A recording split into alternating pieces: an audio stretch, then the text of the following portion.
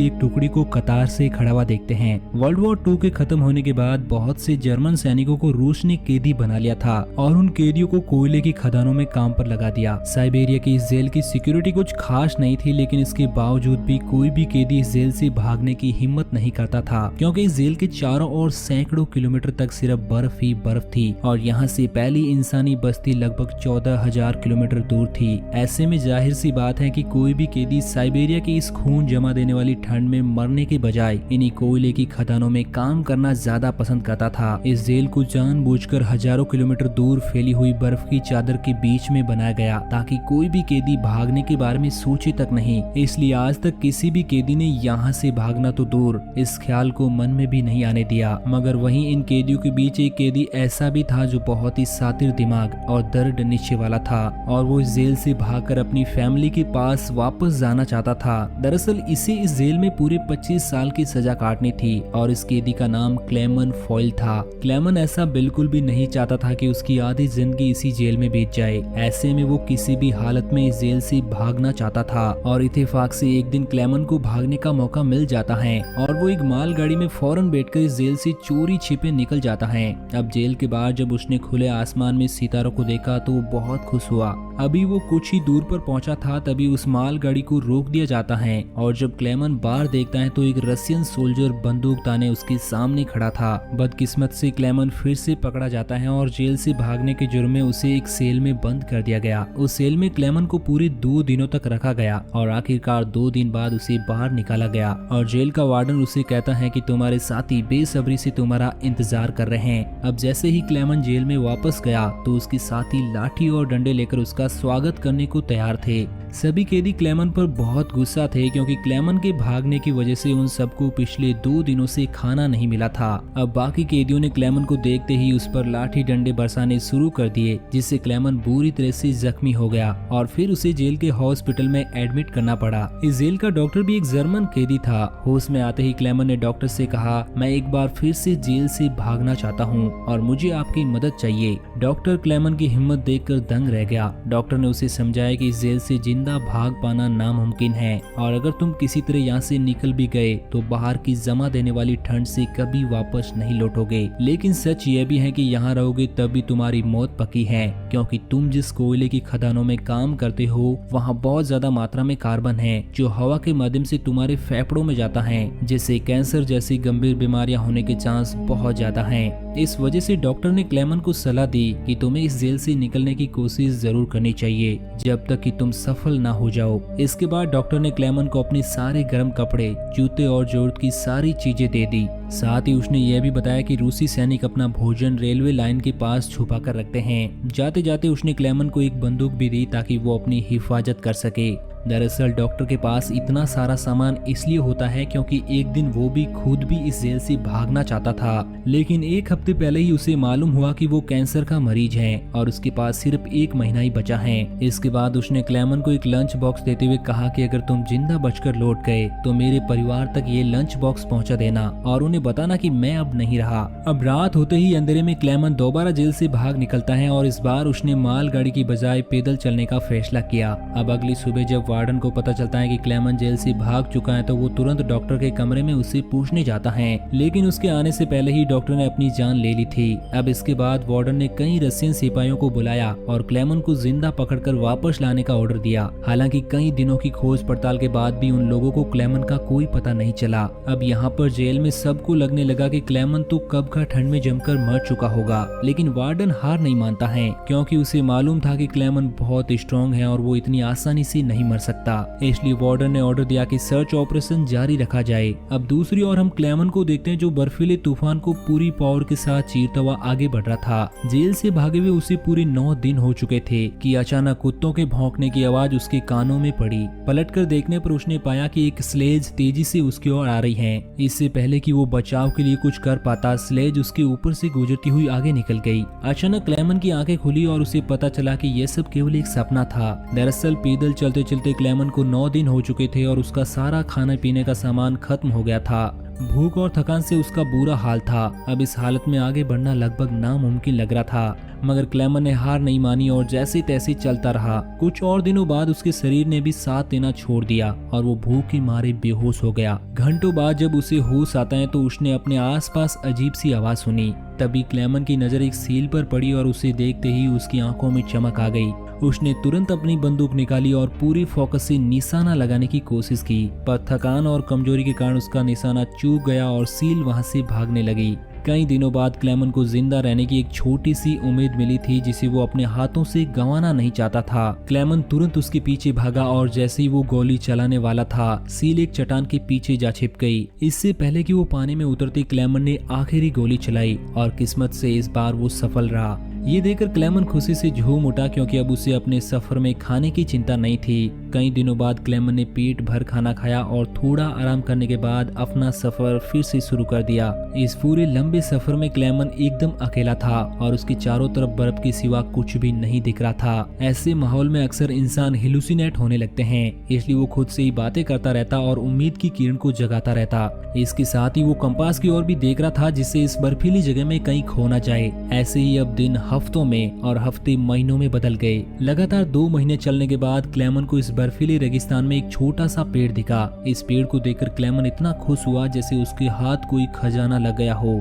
इसी खुशी में वो भागकर उसे गले लगा लेता है। दरअसल ये पेड़ इस बात का संकेत था कि ये बर्फीला मैदान यहीं खत्म होता है और आगे जंगल शुरू होने वाला है। वहीं इधर जेल में वार्डन, जो अब भी क्लेमन की तलाश में था, उसने अपने सिपाहियों को 500 किलोमीटर के दायरे में क्लेमन को ढूंढने का ऑर्डर दिया। इधर क्लेमन जो कि जंगल में आगे बढ़ रहा था कि अचानक एक बर्फीला तूफान आ गया। तूफान की भयंकर रफ्तार से बड़े बड़े पेड़ भी जमीन से उखड़कर गिरने लगे।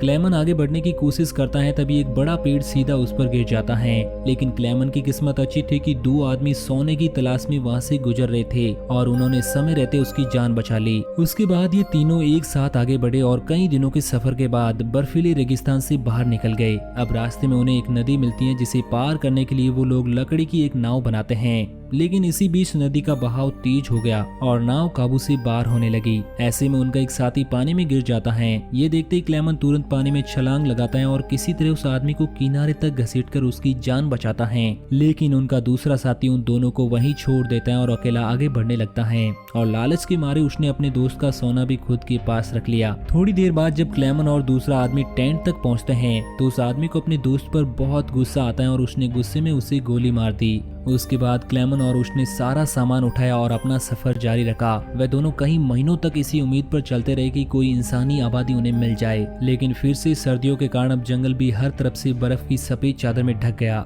उस आदमी के पास जो सामान था वो काफी भारी था, इसलिए उसे बर्फ में चलने में दिक्कत हो रही थी। ये देखकर क्लेमन ने उसकी मदद करने की कोशिश की और कहा कि कुछ देर के लिए वो उसका सामान ढो सकता है। लेकिन यहीं पर उस आदमी को शक हुआ कि शायद क्लेमन भी उसका सोना चुराने की फिराक में है, इसलिए उसने क्लेमन पर हमला कर उसे नीचे धकेल दिया और क्लेमन बेहोश हो गया। थोड़ी देर बाद जब क्लेमन को होश आया तो उसने देखा कि भेड़ियों का एक झुंड उसकी तरफ बढ़ रहा था। अब तुरंत वो अपनी जान बचाने के लिए एक पेड़ पर चढ़ने लगा, लेकिन चढ़ते चढ़ते एक भेड़िए ने उसका पैर पकड़ लिया। बदकिस्मती से वो पेड़ कमजोर निकला और बीच से टूट गया, जिससे क्लेमन नीचे गिर जाता है। अब क्लेमन को लगा कि उसका अंत करीब है। तभी अचानक गोली चलने की आवाज आती है और जब क्लेमन अपनी आंखें खोलता है तो देखा कि सभी भेड़िए मर चुके थे। असल में उस इलाके के शिकारियों ने अंतिम क्षण पर आकर उसकी जान बचाई। वह उसे अपने गांव ले गई जहां गांव वालों ने उसका इलाज किया। महीनों की मशक्कत के बाद क्लेमन आखिरकार एक इंसानी आबादी तक पहुंच गया था। अब वो कई दिनों तक उस गांव में रुका जहां लोगों ने उसकी पूरी मदद की। एक दिन गांव में एक लेटर आया। ये लेटर किसी और ने नहीं बल्कि वार्डन ने भेजा था। उसमें लिखा था कि एक जर्मन कैदी हमारी जेल से भाग गया है और अगर किसी ने उसकी मदद की तो उसे भी मारा जाएगा।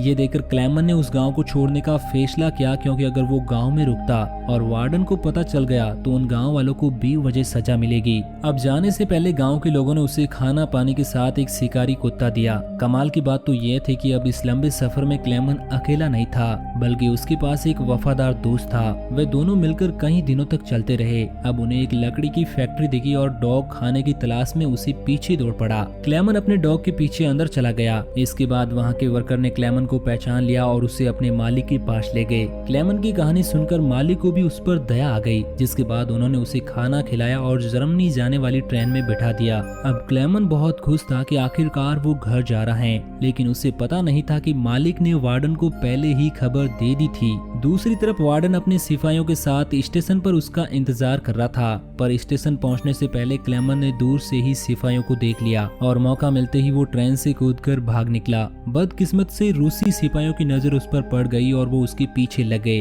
क्लेमन ने जल्दी से वहां से निकलने की कोशिश की, लेकिन तभी अचानक वहां पर वार्डन पहुंच गया। ये देखकर क्लेमन का दिल पूरी तरह से टूट गया और अब वो हार मान चुका था। लेकिन इससे पहले कि वार्डन उसे गिरफ्तार करता, क्लेमन के डॉग ने वार्डन पर हमला कर उसे काट लिया और इस तरह एक बार फिर से क्लेमन अपनी पूरी जान बचाकर वहां से भाग गया। लेकिन तभी उसे गोली चलने की आवाज आई और जब उसने पीछे मुड़कर देखा तो उसने अपने डॉग को मरा हुआ पाया। ये देखकर क्लेमन को बहुत दुख हुआ, मगर इसके बावजूद वो रुका नहीं और तेजी से भागता रहा। फिर वो एक ब्रिज के नीचे से गुजर रही ट्रेन के ऊपर कूदकर वहां से बचकर निकल गया। इससे पहले कि वार्डन कुछ कर पाता, क्लेमन बहुत दूर निकल चुका था। ऐसे ही महीने बीतते गए, लेकिन क्लेमन ने हार नहीं मानी। अब वक्त 1952 का होता है और क्लेमन को जेल से भागे पूरे 7 साल बीत चुके थे। इस समय क्लेमन सेंट्रल एशिया में था और एक गाँव के मेले में मौजूद था। उस मेले में खाने पीने की कई चीजें बिक रही थी। वहीं खड़े क्लेमन को बहुत भूख लगी होती है, लेकिन उसकी खाली जेब उसे आगे बढ़ने को मजबूर कर देती हैं।